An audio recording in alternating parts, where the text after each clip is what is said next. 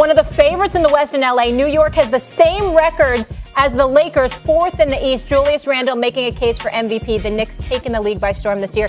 Here is why. Let's go. Julius Randle has been averaging a career high in points per game, rebounds per game, and assists per game.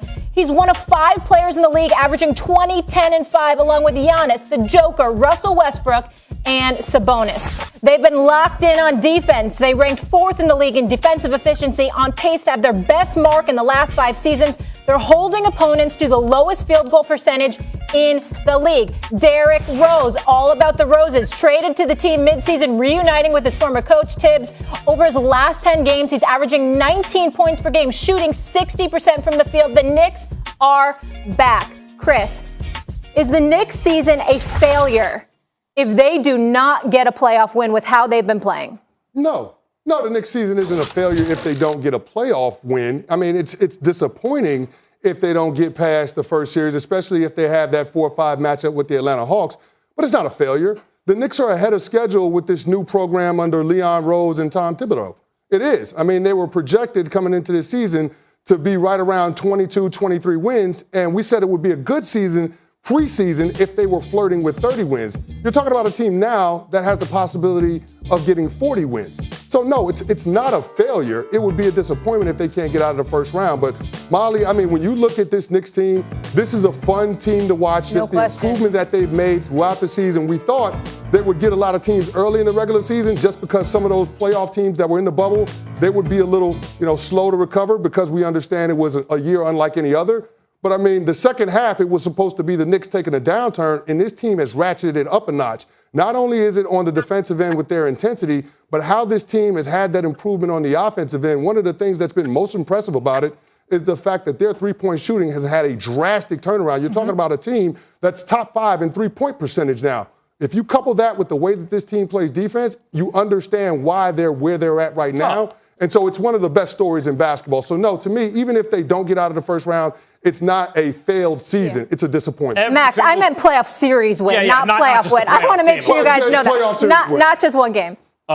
Everything you just said is true, Chris. Everything you just said is true. If you asked me before the season started, I'd be like, if the Knicks get to the playoffs, this sorry bunch get to the playoffs, that's a huge success. But we're not in the beginning of the season anymore. And expectations have reset. If you can win 11 out of 12 games, you should be able to take a best of 7 from a team like the Hawks. And whether people want to admit it or not, if they lost to Atlanta in the first round, it would be disappointing. If at this point, not at that point, preseason, you're right, we are not in the preseason. At this point, if you're talking about what is a success, it's not going out, winning a game or two, letting the other team know you were there. It's beating the Atlanta Hawks. They just beat the Clippers. They won 11 of 12 at one point. They're one of the best defensive teams in the league. You know why they're shooting it better now? They play unselfishly. They stay connected both ends of the floor. Thibodeau's done an amazing job. Julius Randle's a top 5 MVP. All those things are true. Derrick Rose, 6th Man of the Year candidate. All those things are true. I take my hat off to them. But because they're true, you got to beat Atlanta in the first round now. You got to beat Atlanta in the first round. Don't sit there and tell me it's a success if you lose to Atlanta in the first round right now if you're the Knicks.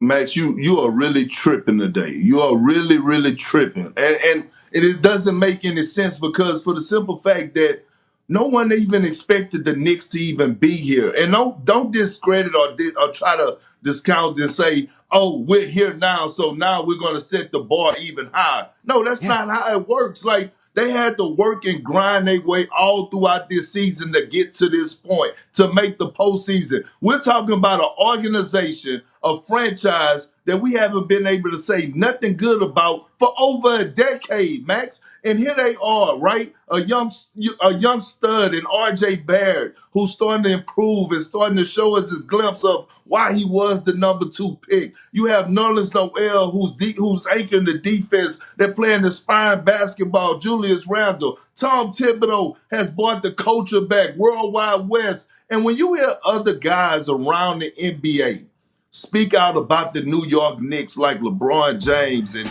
and all the other players that have said that this team is good and it's great for basketball that the Knicks are playing this way. They have exceeded expectations. I don't care if they get swept. Max, I don't care if they get swept in the first round. No one will say that this season is a disappointment. They could get swept by the Atlanta Hawks, and no one should open their mouth and say a damn word. Pardon me, gentlemen, but if I were to ask you the same question about the Phoenix Suns, who also have not been relevant in forever, who also had a bad owner who made bad decisions and was a poorly run franchise, who also did not make the playoffs last year, what would you say? Are they allowed to lose a first-round series and call the season a success? Yeah, if they lose to the Los Angeles Lakers, I think everybody around basketball would understand that the Lakers, when healthy. What if they're not playing the Lakers? What if they're not playing the Lakers? Well, here's the thing. I think context matters. Who their opponent is matters. But when we're looking at the New York Knicks, we're saying, okay, if they're scheduled to play who they're going to play based on the current standings, which is the Atlanta Hawks, we're saying that, yeah, it would be a disappointment, but we're not going to say that it's a failed season. I don't think you can. So what would you say about Phoenix if they weren't playing the Lakers in the first round? At this point, you guys are going to front and pretend you wouldn't say, yeah, that's disappointing. Phoenix went out in the first round. Max, here's the thing, right? Here's the thing. No one expected the Phoenix Suns to be a contender. I expected them to be a top 5 team in the Western Conference, but I didn't think they was going to be a title contender. But they have set the bar. They have come out. They reset the bar. You mean? Listen, they have came out publicly and said that they have aspirations on winning the championship. So what do you think the Knicks' aspirations are, to go out in the first round? But they Max, they what? Max, listen to what I'm trying to tell you, man. It is different circumstances. When you look at a guy like CP3 and why he chose to go to the Phoenix Suns, CP3 is towards the end of his career. What do he need to accomplish? He needs to accomplish winning the championship. You think he just went over there to the Phoenix Suns just for the hell of it, Max? No, he went over there because he saw something. All right, let me get in here. I want to ask you. I want very well. The expectations are reset. Same with the Knicks. Max, I'll come back to you. Do you think the Knicks are the biggest story this season? Is part of the reason why? Because they aren't a super team. I do. I think the Knicks are a terrific story. You know how I feel about Dolan. I jumped ship from the Knicks, moved out to L.A., and was afternoon drive basically for the Lakers on the ESPN. Are you gonna come back home? No, not until Dolan sells the team. Okay. Nope. This isn't. I'll give them this. Let me just say this. This isn't. I'm not going to pretend. Unlike you two, Chris and Kendrick, I'm not going to front and pretend that they're not easy to root for. This is an easy team to root for. They got scrappers on this team. They have dudes who play together, play for each other, both ends of the floor, and they're fun to watch. All those things are true. That doesn't mean I'm going to become a Knicks fan. No, I'm not coming back. No. Biggest story of the season, Chris? Yeah, that's the biggest story of the season. I mean, what Tibbs has done in terms of getting this organization pointed in the right direction after so many have tried and failed for the better part of this decade is nothing short of amazing. And so you have to give credit where credit is due. I mean, Tibbs, it should be in the conversation for Coach of the Year. And so I think it's an awesome story, especially when you consider that this team, outside of Julius Randle, is not a team that's overly talented. So the fact that they were able to get it pointed in the right direction, knowing that from a talent perspective, they're lacking in terms of when you compare them to the other playoff teams, I think you got to show a little bit of appreciation for it. I'm a Lakers fan, but I make it a point to watch every Knicks game just because it's a fun team. Kirk, do you love them more because they're not a super team?